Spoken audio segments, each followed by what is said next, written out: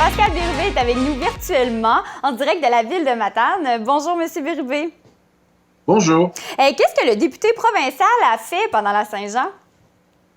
Bien, c'est une fête nationale qui est différente des autres années. Il n'y a pas de grands rassemblements, mais il y a un certain nombre d'initiatives intéressantes. Par exemple, la ville de Matane a fait, je dirais, une Saint-Jean mobile. Avec un camion, un groupe de musique se sont promenés dans les principales rues de la ville pour animer la ville au son des chansons québécoises. Alors, c'est une belle initiative. Puis, je les ai accompagnés à certains endroits.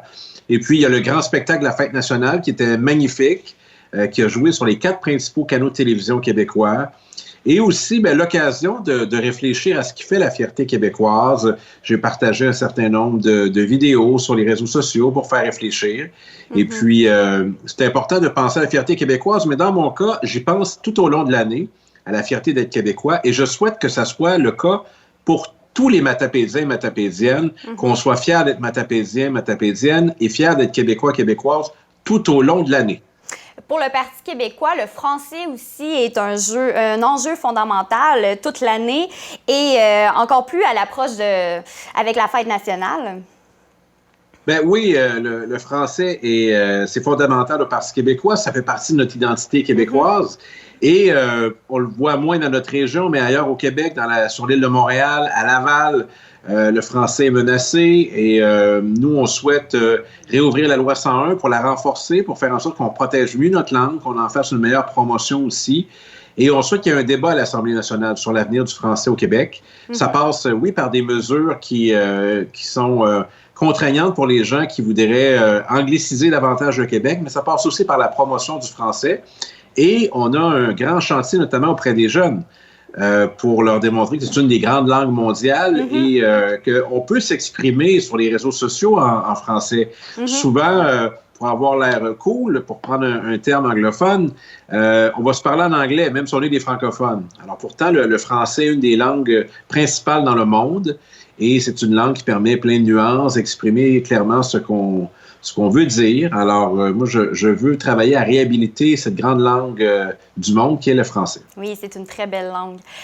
Par rapport à la vallée de la Matapédia, l'auberge pourvoirie de la rivière Matapédia se voit dans l'obligation de demeurer fermée en raison de certaines règles de santé publique. Et vous vous êtes prononcé cette semaine à ce sujet?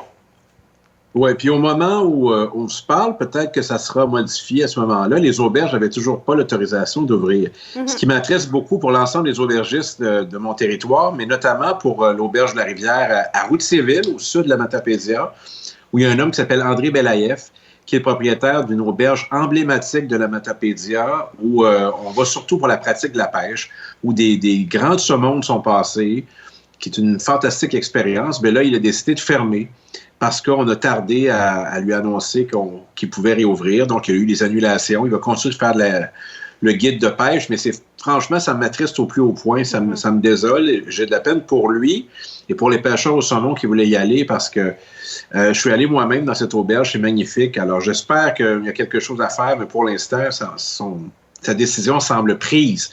Alors, comme quoi, il y a des victimes au déconfinement tardif de certains secteurs. Et M. Belaïev est malheureusement une des victimes avec sa belle auberge. Et quand on va faire un premier bilan de la pandémie, j'espère qu'il n'y a pas trop d'entreprises qui vont sortir amochées de la crise.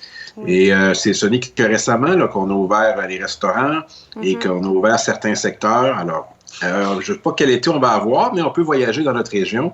Moi, j'irai dans la Matapédia à plusieurs reprises. Il y a tellement à voir, ne serait-ce que cette belle passerelle à Saint-Alexandre, vous avez vu ça peut-être, cette belle passerelle ou promontoire. Là, vous voulez dire, vous voulez dire la chute Philomène, là?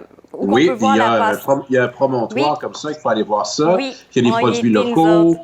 Puis aller sur le bord du lac Matapédia, peut-être aller à la Pointe-Fine, où il y a plein de jeunes qui vont là, sûrement en respectant toutes les mesures de distanciation physique. Et partout sur le territoire, que ce soit à Cousapscal, à Saint-Moïse, à Saint-Noël, à Saint-Damas, partout. La base pleine à Saint-Damas qui va être ouverte cet été. Donc, il y a beaucoup à faire. Même chose dans la Métis, dans la Matanie. Alors, si on a un été aussi chaud que la fin juin, ça promet. En finissant, j'ai envie de vous demander qu'est-ce que vous pensez du remaniement ministériel qui s'est passé cette semaine à Québec? Bien, le principal élément, c'est que c'est comme une admission du gouvernement que finalement, ça n'a pas bien été. La crise s'est mal passée. On est 23 de la population canadienne, le Québec, on a les 2 tiers des décès, à peu près. Donc, de changer sa ministre de la Santé en pleine pandémie, plus son sous-ministre, c'est du jamais vu.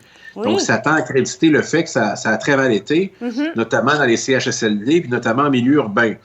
Alors, en souhaitant que ces ajustements soient positifs pour le Québec, mais vous savez, là, toutes ces personnes qui disaient « Ah, il ne faut pas trop poser de questions, pas trop être critique envers le gouvernement, il fait bien ça », bien finalement, on peut avoir cette perception-là, mais la crise a été mal gérée à bien des égards et malheureusement, il y a beaucoup plus de gens qu'ailleurs qui sont décédés.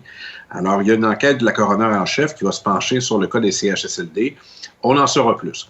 Ça, évidemment, quand on parle de décès, c'est jamais une bonne nouvelle. Heureusement, on n'en a pas eu sur notre territoire. Mais je me permettrai quand même de finir par une bonne nouvelle pour la Matapédia.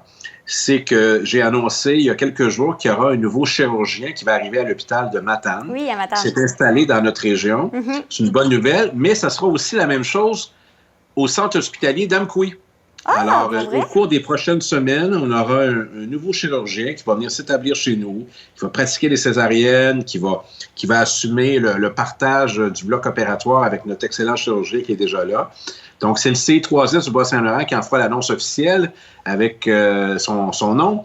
Mais on sera bientôt là, équipé d'un 2e chirurgien dans notre région de la Matapédia. Et ça, c'est une bonne nouvelle. Oui, très bonne nouvelle. Il faut rendre hommage à toute l'équipe médicale du centre hospitalier d'Amqui qui ont travaillé beaucoup là-dessus. Puis je vais en nommer qu'une seule de ces personnes qui probablement va me dire que, lorsqu'elle va entendre ça, que c'est pas juste elle, mais la docteure Catherine Poirier a fait un travail fantastique pour mettre en valeur l'hôpital d'Amqui et le milieu avec ses collègues médecins.